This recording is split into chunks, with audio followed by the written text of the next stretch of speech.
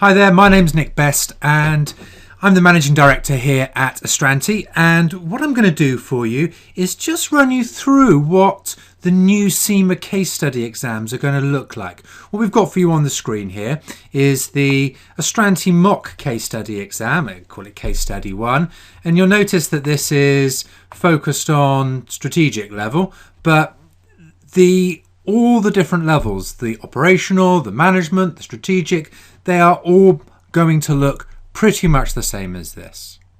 So let's start off with the pre-scene information. So some weeks, probably about 6 or 7 weeks before the exam, you will get information on the case, and you'll have this in advance. You need to analyze that.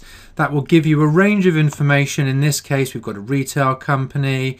There will be about 2 to 3 pages of information about the company. There will then be what CIMA call a data bank, and that data bank will include information, usually financial statements, balance sheet, statement of financial position, as it's otherwise known, cash flow statement. There may be other information, financial forecasts, other financial information. There may also be some broader industry information as well that's available in that data bank, as it were. But we're not, for those people that have been used to the T4 exam where we had a 15 to 20 page case study, CIMA's aim is to reduce the volume and provide more industry analysis up front, so you have to do less of your own research. That's one of the goals that they've stated. So there'll be some information about the pre-scene. You need to analyse the pre-scene, understand the strengths, the weaknesses, the issues that might come up. Very often from that pre-scene, lots of the key issues that will come up on the day of the exam are discussed or mentioned, and so you do need to understand that pre-scene, but it will not be as big as some of the pre-scenes we've seen in the past. Okay, you will be able to see the pre-scene on the day of the exam just by clicking on it, and you'll be able to find it much like our mock-up version here. As before, you will have your normal tables. So these are the normal CIMA tables here, as you see. You've got those available to you at any point during the exam. Again, note the whole of this exam is computerized. The whole thing is done on computer, so you do need to go through and click through on different elements. One thing, as you'll see here, is that you are only allowed to take in the calculator. Well, you're not allowed to take in your own calculator. You have to use the online calculator. So, one comes up here, you need to do some calculations. You need to click on the calculator tab, do your calculations, and note those down. Finally, it's something called the scratch pad. This is just an area where you can take things through from section to section of the exam.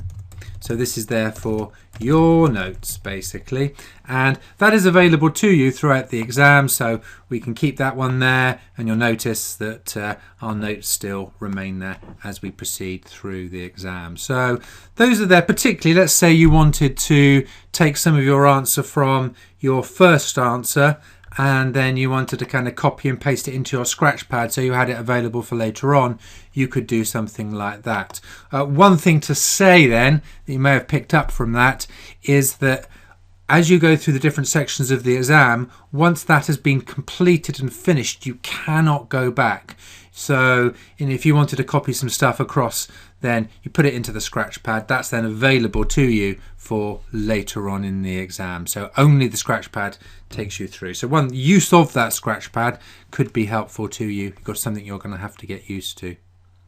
So 3 hours to take the case study exams, and those 3 hours are split into sections. There could be 3, 4, 5 different elements. In this particular mock-up, we have got 3 different elements, and there's 60 minutes, 45 minutes, 75 minutes. So 3 different sections. And just note this same point I've just been raising. Once you've finished one section, that's it. You are not allowed to go back to previous sections. So you can't just attempt section 3 and then come back to section 1 later on. Or if you're struggling with section 1 and you think, oh no, I come back to it, well, you can't come back to it. You have to do all you can within that 60 minutes or 45 minutes or 75 minutes, as in this case here. And after that, that's it. You are finished. Okay, so let's start to take a look then at the exam itself. Okay, so it's just an introductory page, 60 minutes to get ourselves going, and off we go then into section 1. So you'll notice that we have a time available. This particular one is 60 minutes. That counts down throughout the exam, so you can see at all times how long that there is left. And then you are given new information on which for you to do your exam. And the idea of these case studies is that they are practical.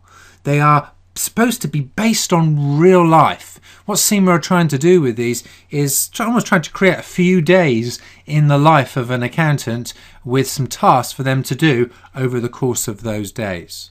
And so in this particular case then, we've got an email from the CEO, and the email is telling us about what's this particular one. Okay, so this is the strategic level, and obviously one key issue on the strategic level is a mission statement and a lack of a mission statement. They give us 3 possible strategies in this particular case and give us information on those strategies. For anyone who knows a little bit about business strategy, this is based around Porter's generic strategies of cost leadership, differentiation and focus. And basically the managing director is wanting you to know, you to help them basically decide which of these strategies that you think would be the best way forward. Now, this financial information provided on this is basically a calculation on the 3 different strategies. One thing for you to notice is that you are not going to be asked to do calculations in this exam. You're not going to be able to do a big calculation like the one on the screen. These will be provided for you from which you then need to analyse and discuss and make conclusions. So you will need to spend some time going through the numbers, looking at the meaning of those numbers, and then bringing that into your decision as to which of the 3 options to go for. So analysis will be needed, and you may use your calculator. I mean, again, you do have the calculator available, so you might want to do some extra little bits of calculation on this. Look at like a profit margin, for instance. You might look at, in this case, the profit divided by the revenue. So I might do something like that.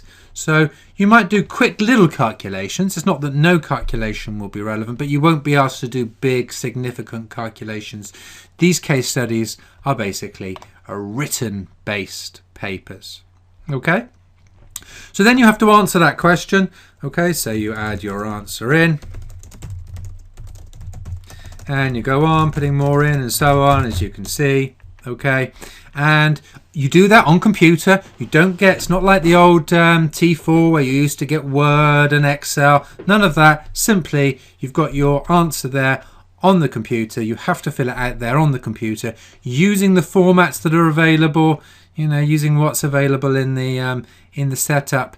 What I would say, actually, I would say that, the ones that we our mocks that we've based our section on, there are a few more formatting options in here than the CIMA one. The CIMA one is really very, very simple.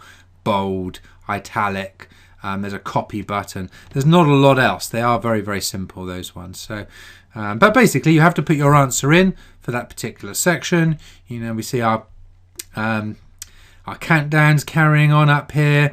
Again, you can go and look on your scratch pad if you've got notes coming through from a previous section, so that's always available to you. And then when you've finished, then you move on to the next section.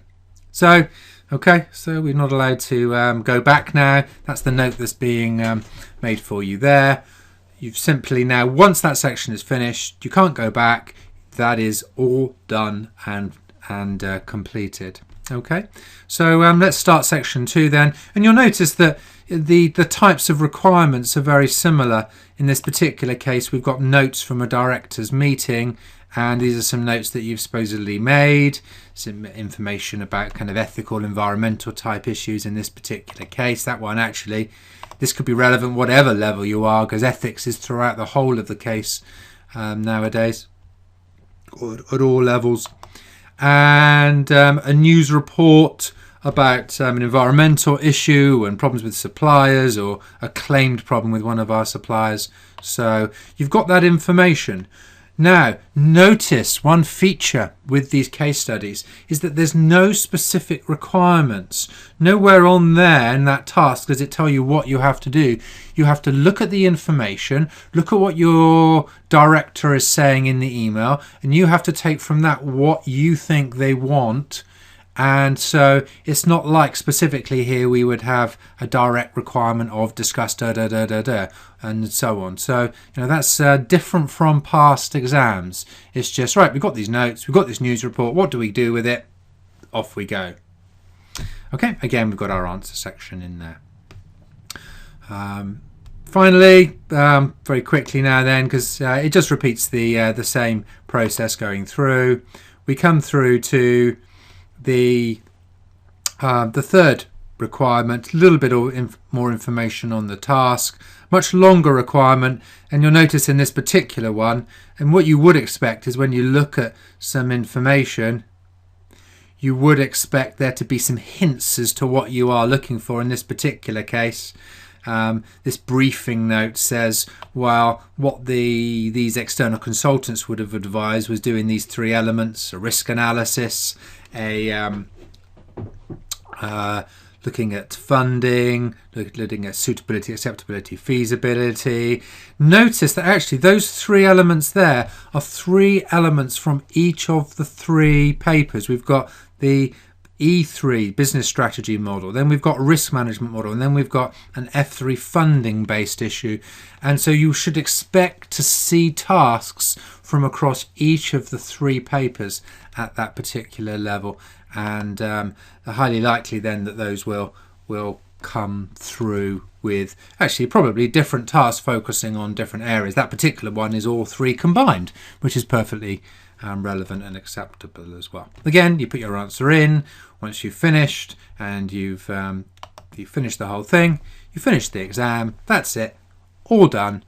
And that is what a case study exam looks like. Now, this is the Astranti mock-up of what our cases are going to look like when we produce our cases going forward on the new syllabus. Obviously, CIMA have their own system. But what I can tell you, having used the CIMA system, is all the elements that you see on this, like being able to pop up your formulas and the pre-scene and the scratch pad and the calculator, having to write your answers in section by section, having limited amounts of time. They are all exactly the same as on the Pearson VUE system, which is the system that CIMA are using. Good. Well, I hope you found that introduction to what the case study mock exams or the case study exams are going to look like under the 2015 syllabus. Do remember to have a look on the Astranti website. We've got a website with a whole range of information on the new syllabus, and with advice for you on transitioning over from the old syllabus to the new syllabus, with advice on the different elements of the syllabus, links through to CIMA information, my thoughts on that new syllabus as well. So it's all there. So have a look on the Astranti website, click on the new syllabus tab, or just go to new-syllabus.com, which is our sort of specific website that we've designed specifically for that purpose. Good.